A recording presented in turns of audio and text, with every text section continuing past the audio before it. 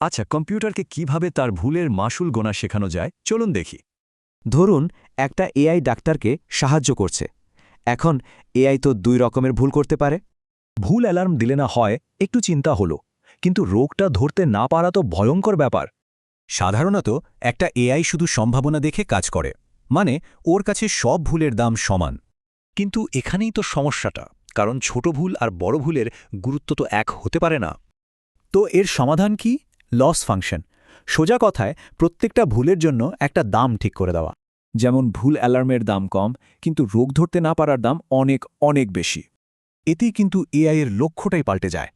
এখন ওর কাজ শুধু সঠিক হওয়া নয়, ক্ষতি কমানো।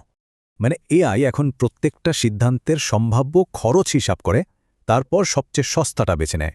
তো ও প্রথমে সম্ভাবনা দেখে, তারপর ভুলের দামটা হিসেব করে, শেষে সবচেয়ে নিরাপদ বাজিটা ধরে। তাহলে আগের সাধারণ এআইটা কি ছিল? ওটা এমন একটা সিস্টেম যেখানে সব ভুলের দাম সমান। আর এই আইডিয়াটা কিন্তু সব জায়গায় কাজে লাগে।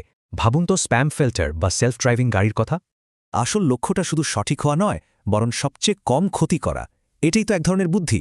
এই যে আমাদের চারপাশের অটোমেটেড পৃথিবী, এখানে ভুলের দামটা ঠিক কিভাবে ঠিক করা উচিত?